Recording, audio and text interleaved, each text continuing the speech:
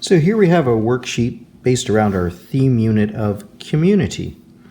And this is a worksheet based on this storybook called The Little House, which was really about how a little house starts off on farmland and slowly the land around it becomes developed with first houses and then more streets and shops and houses and then smaller buildings and then subway stations and trains and taller buildings and taller buildings and taller buildings until the house finds itself in the city because the city has grown up around it. Eventually, though, with the ending, the house will move back out into the country. So with the worksheet, we have 4 boxes, all with the same little picture of the house. And we have some instructions. It says, around the little house. In the first box, draw the countryside around the house.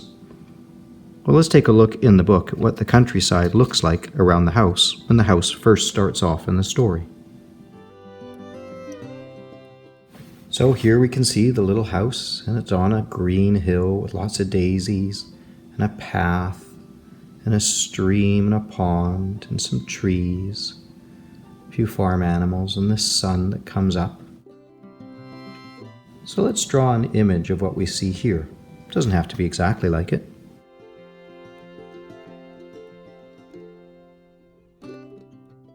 So for box 1, I'm going to draw the hill. And it's a nice green grassy hill.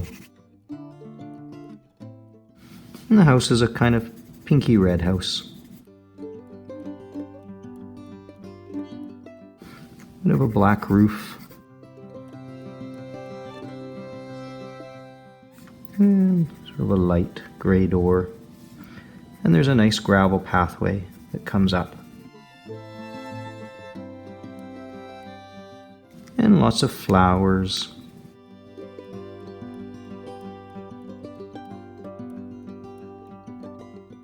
And got some trees.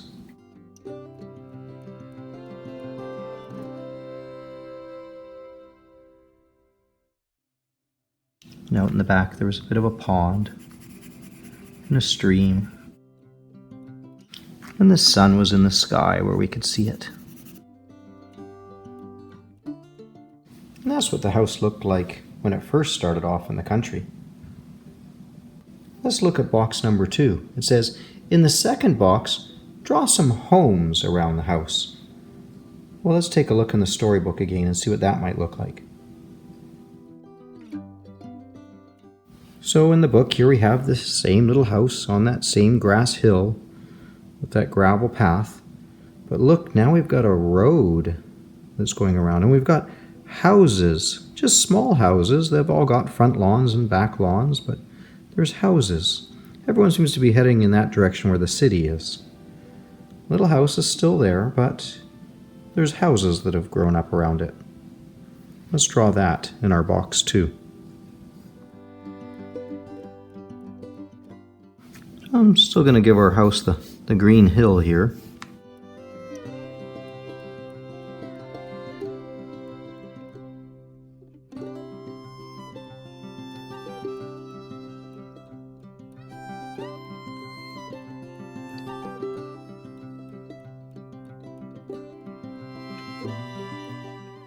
I remember there's sort of a road that went off into the distance.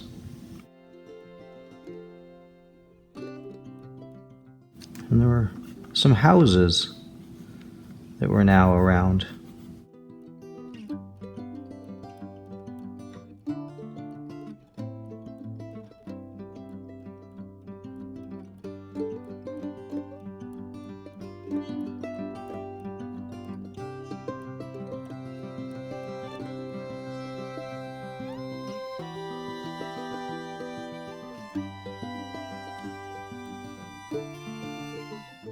Maybe we could draw a car or something on the road.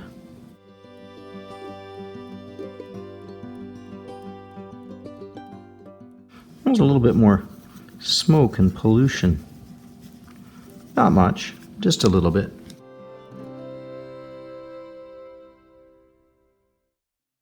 Alright, so we've got our picture 1 and our picture 2. It says, in the third box, draw some buildings around the house.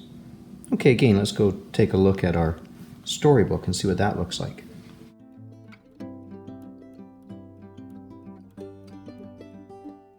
Well, things are certainly much different around the little house now. It's still the same house and it has a little bit of green lawn left, but not much.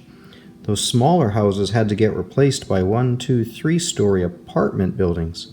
More people move into an area, they need a place to live, and sometimes it's cheaper and better to build up rather than to build out with lots of houses. And the street's looking pretty busy and people walking by in a hurry. Well, let's make our box 3 look something like this.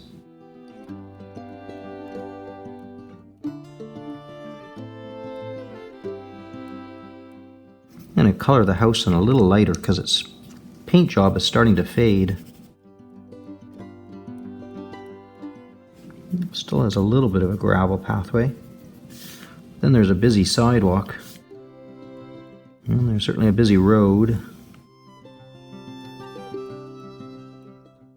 The house does have a little bit of lawn left, but not much.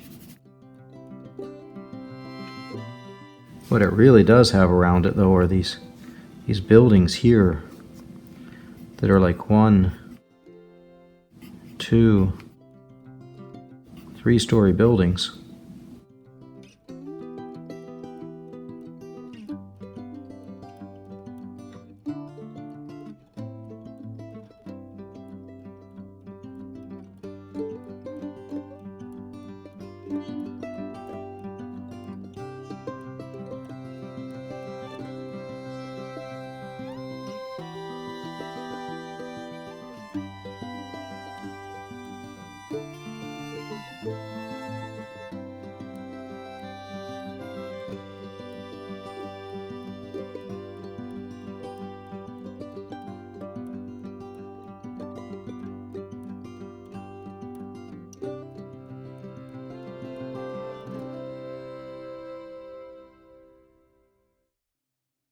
Oh, the smoke in the air as well.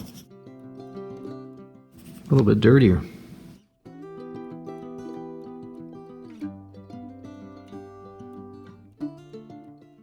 Okay, for our 4th and final box, it says, in the 4th box, draw the busy city around the house. Boy, I don't know how I can get any busier than that, but let's take a look at our book.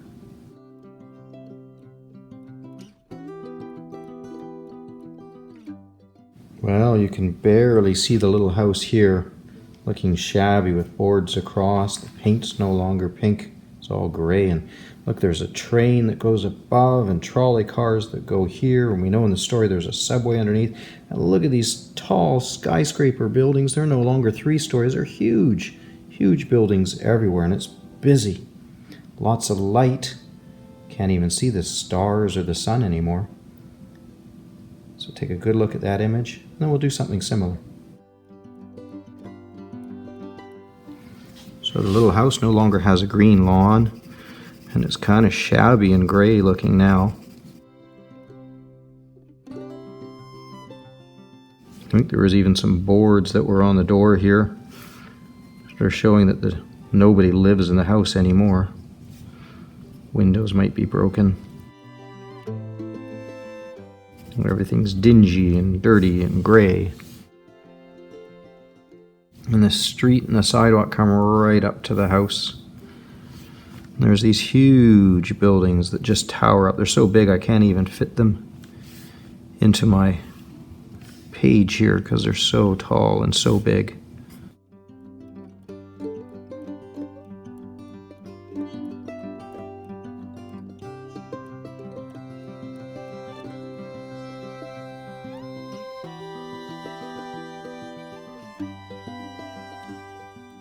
And these buildings are just kind of gray and dingy.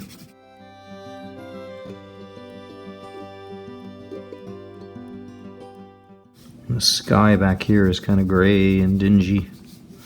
Not much in the way of blue sky. And there's trolley cars that go by. And the electric wires. And there's people walking by.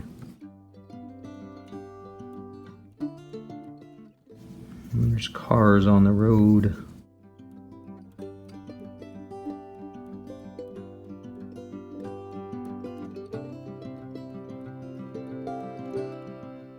Lots of pollution in the air. And the lights that are around aren't from the sun, they're from the building itself. Lots of bright light. Must make it hard to sleep at night when it can't get dark. Living in a big city.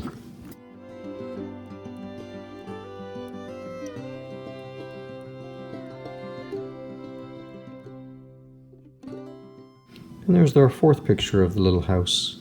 So now when we look at our sequence, we can see the little house going from the country to a few houses being built around it, to some lower rise 3-story apartment buildings, kind of like what we have here in town in Duncan, starting to come up. It's now being in the big city like downtown Vancouver, where there still are a few little houses in downtown Vancouver, but they're surrounded by huge buildings that are 30 and 40 and 50 stories high. Poor little house. We know how the story ends, though. All right, you draw your pictures. Make sure you add color.